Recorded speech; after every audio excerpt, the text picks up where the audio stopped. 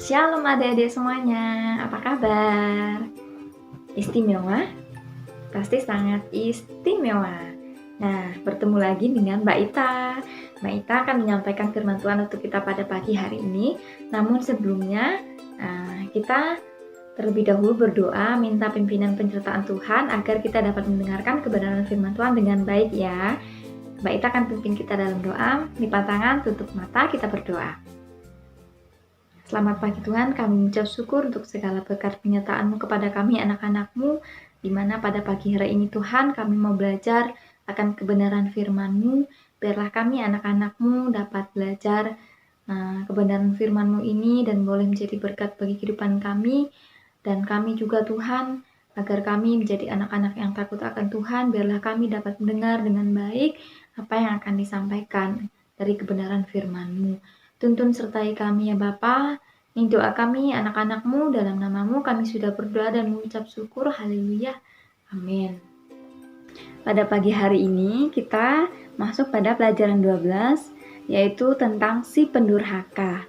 Nah, Mbak Ita mau mengajak adik-adik semuanya untuk membuka Alkitab kita yang terdapat dalam 1 Tesalonika 2 ayat 1 sampai 12. Kita baca bersama-sama ya adik-adik semuanya. Kalau sudah menemukan alamatnya, kita baca bersama-sama. Judul perikop di atas, kedurhakaan sebelum kedatangan Tuhan. Ayat yang pertama, tentang kedatangan Tuhan kita Yesus Kristus dan terhimpunnya kita dengan Dia, kami minta kepadamu saudara-saudara. Ayat yang kedua, supaya kamu jangan lekas bingung dan gelisah, baik oleh iman roh maupun oleh pemberitaan atau surat yang dikatakan dari kami, seolah-olah dari hari Tuhan telah tiba. Yang ketiga, janganlah kamu memberi dirimu disesatkan orang dengan cara yang bagaimanapun juga, sebab sebelum hari itu haruslah datang dahulu murtad dan haruslah dinyatakan dahulu manusia durhaka yang binasa. Ayat yang keempat, yaitu lawan yang meninggikan diri di atas segala yang disebut atau yang disembah sebagai Allah, bahkan ia duduk di bait Allah dan mau menyatakan diri sebagai Allah. Tidakkah kamu ingat bahwa hal itu telah kerap kali kukatakan kepadamu ketika aku masih bersama-sama dengan kamu, dan sekarang kamu tahu apa yang menahan dia, sehingga ia baru akan menyatakan diri pada waktu yang telah ditentukan baginya. Ayat ke-7, karena secara rahasia kedurhakaan telah mulai bekerja, tetapi sekarang masih ada yang menahan. Kalau yang menahannya itu telah disingkirkan. Ayat yang ke-8, pada waktu itulah si pendurhaka baru akan menyatakan dirinya, tetapi Tuhan Yesus akan membunuhnya dengan nafas mulutnya dan akan memusnahkan kalau ia datang kembali. Ayat yang ke-9, kedatangan si pendurhaka itu adalah pekerjaan iblis dan akan disertai rupa-rupa perbuatan ajaib, tanda-tanda dan mujizat-mujizat palsu. Yang ke-10, dengan rupa-rupa tipu daya jahat terhadap orang-orang yang harus binasa karena mereka tidak menerima dan mengasihi kebenaran yang dapat menyelamatkan mereka. Yang ke-11, dan itulah sebabnya Allah mendatangkan kesesatan atas mereka yang menyebabkan mereka percaya akan dusta. Ayat yang ke-12, supaya dihukum semua orang yang tidak percaya akan kebenaran dan yang suka kejahatan. Nah, adik-adik sudah jelas ya dari ayat yang telah kita baca bersama-sama, yaitu dalam 2 Tesalonika 2 ayat yang ke-1 sampai yang ke-12, yaitu menceritakan tentang kedurhakaan sebelum kedatangan Tuhan. Nah, adik-adik semuanya pasti pernah mendengar durhaka atau si pendurhaka. Nah, dalam Alkitab kita mau belajar bersama-sama siapa sih pendurhaka itu? Si pendurhaka adalah iblis. Ya, pekerjaan iblis sangatlah banyak, yaitu berusaha merusak atau menggodai manusia yang sudah percaya kepada Tuhan Yesus, dirusak oleh si iblis. Jadi iblis mau kita manusia yang sudah percaya kepada Tuhan Yesus melakukan kejahatan dan lain sebagainya.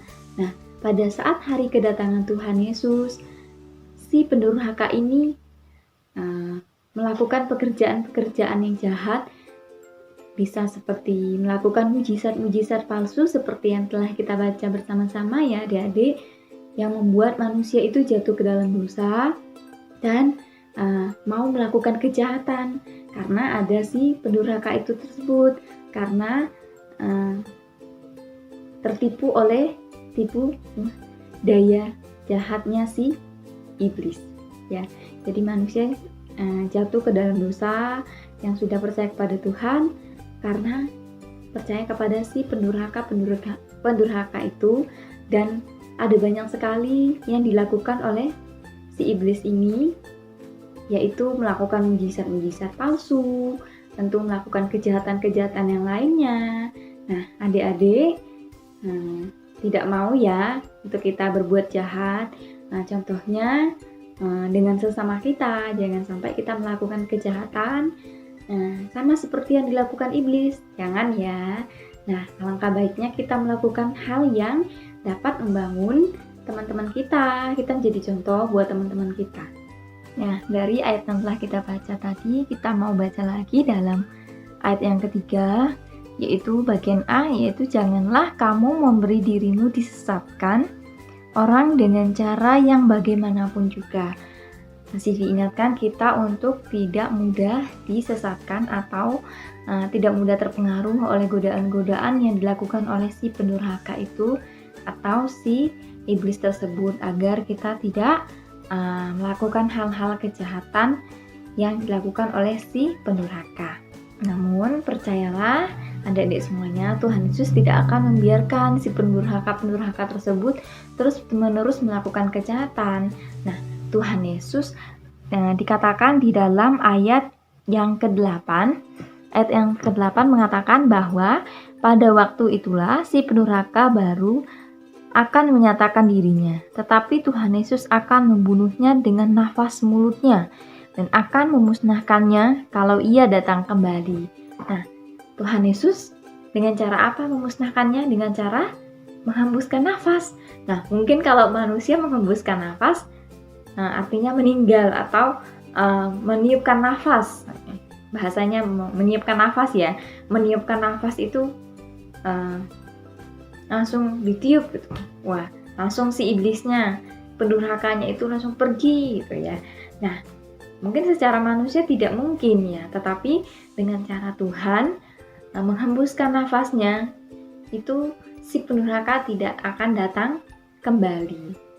Selanjutnya kita baca ayat yang ke-10 sampai yang ke-12 ya adik-adik. Bunyi firman Tuhan, dengan rupa-rupa tipu daya jahat terhadap orang-orang yang harus binasa karena mereka tidak menerima dan mengasihi kebenaran yang dapat menyelamatkan mereka. Dan itulah sebabnya Allah mendatangkan kesesatan atas mereka yang menyebabkan mereka percaya akan dusta, supaya dihukum semua orang yang tidak percaya akan kebenaran dan suka kejahatan. Nah, dari yang ayat yang ke-10 menjelaskan bahwa dari ada banyak orang yang percaya kepada Tuhan Yesus, yang awalnya mereka percaya kepada Tuhan Yesus, akhirnya mereka jatuh dan percaya kepada tipu muslihat si pendurhaka tersebut. Mereka tergodai dan mereka melakukan kejahatan yang seperti tadi berbohong dan lain sebagainya. Tindakan hal tersebut membuat si iblis ini senang karena ada banyak manusia yang mau mengikuti perintah si iblis. Nah, Tuhan tidak tinggal diam, Tuhan juga menghukum semua orang yang tidak percaya akan kebenaran dan yang suka kejahatan. Nah, dari hal yang mereka lakukan, mereka bersenang-senang, mereka melakukan kejahatan tanpa sadar. Hal tersebut mereka sering lakukan berulang-ulang kali, seperti contohnya mereka mencuri.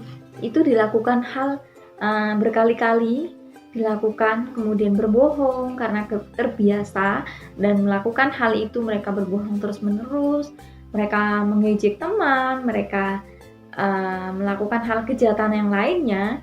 Nah, itu membuat Tuhan menghukum mereka.